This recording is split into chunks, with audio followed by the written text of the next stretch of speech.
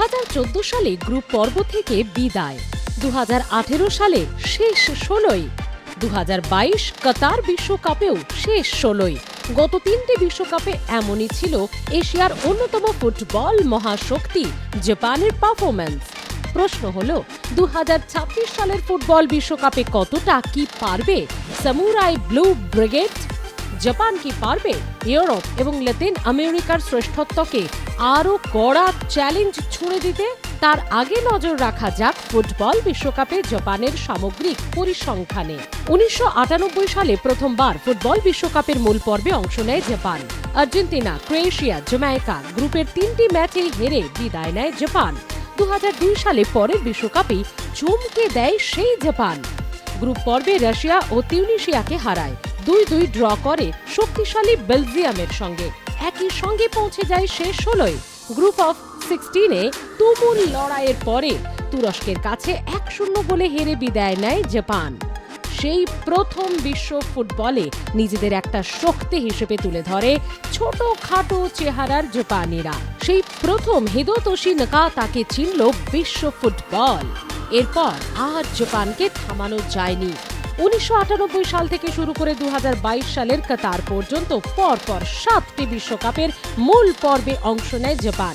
এই পর্বে ইয়োতা নাগামোতো, ইজি কাউসিমা, মায়া ইদোশিয়া, হিদেতোশি নাকাতা, CNG ওয়াকাজাকি, কেইসুকে Honda, জুনিচি ইনামোতো, Yuji নাকাজাওয়ারা বিশ্ব ফুটবলের নজর কেড়ে নেন। 2010, 2014, 2018 পরপর 3টি বিশ্বকাপে গোল করেন কেইসুকে হোন্ডা। পরিসংখ্যান আরও বলছে, গত 7 বারের মধ্যে 4 বারই গ্রুপ অফ 16-এ জায়গা করে নেয় জাপান। 2022 কাতার বিশ্বকাপে এশীয় ফুটবলকে নতুন উচ্চতায় তুলে ধরে জাপান। জাপানি গোলায় ছিন্ন ভিন্ন হয়ে যায় ইউরোপের 2 সুপার পাওয়ার স্পেন ও জার্মানি। 4 বারের বিশ্ব চ্যাম্পিয়ন জার্মানিকে 2-1 গোলে হারায় জাপান। সেই ধাক্কা এতটাই গভীর ছিল যে গ্রুপ পর্যায় থেকে বিদায় নিতে হয় জার্মানদের। স্পেনেরও দফা রফা করে ছেড়ে দেয় জাপানিরা।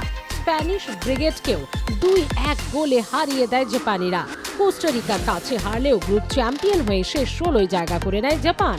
রাউন্ড অফ 16-এ ক্রোয়েশিয়ার সঙ্গে সমানে টক্কর দেন জাপানের ফুটবলাররা।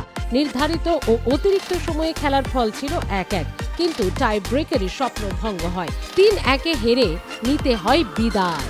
অতীতের এই সব সাফল্যকে হাতিয়ার করে আরো বড় কিছু করার স্বপ্ন দেখছেন জাপানের ফুটবলাররা। এবার আরো সামনে এগোতে হবে, এবার আরো বড় কিছু করে দেখাতে হবে। সেই বড় স্বপ্নটা কি হতে পারে তার আভাসও দিয়েছেন দেশের হয়ে 90 ম্যাচ খেলা কেইসুকে হোন্ডা। জাপানের ইতিহাসের সবচেয়ে বড় ফুটবল নক্ষত্র হোন্ডা সম্প্রতি এক সাক্ষাৎকারে বলেছেন 2026 সালের বিশ্বকাপ জয়ের ক্ষমতা রাখে জাপান। স্টেটমেন্টটা আরো একবার মন দিয়ে শুনুন। জাপান নাকি ফুটবল বিশ্বকাপ জিতে নিতে পারে। হ্যাঁ, এতটাই প্রত্যয়ী বিশ্বকাপে 4 গোল করা কেইসুকে হোন্ডা। কেইসুকে কথায় জাপানের ফুটবলারদের যা প্রতিভা, তাতে অন্ততপক্ষে সেমিফাইনাল আর বেশি হলে চ্যাম্পিয়ন, এই দুটোই সম্ভব। ফুটবল থেকে অবসর নেওয়া 39 বছর বয়সী এই মিডফিল্ডার 5টি দেশে খেলার অভিজ্ঞতা রয়েছে তার মধ্যে ছিল ইতালির এসি মিলানো। তাই কেইসুকের এই মন্তব্যকে আবেগতাড়িত মন্তব্য বলে মনে করার কোনো কারণ নেই। ফলে বিশ্বকাপে জাপানের মুখোমুখি হওয়ার আগে নিঃসন্দেহে রাতের ঘুম উড়বে বিপক্ষের। সবচেয়ে বড় কথা, জাপান যদি এবার বিশ্বকাপ জিততে পারে তা বদলে দেবে ফুটবলের ইতিহাসটাকেই।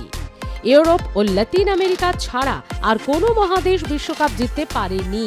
জাপানের হাত ধরে সেই অধরা স্বপ্ন বাস্তব হলে সমগ্র এশিয়ারই জিত হবে। ব্যুরো রিপোর্ট, আর প্লাস নিউজ।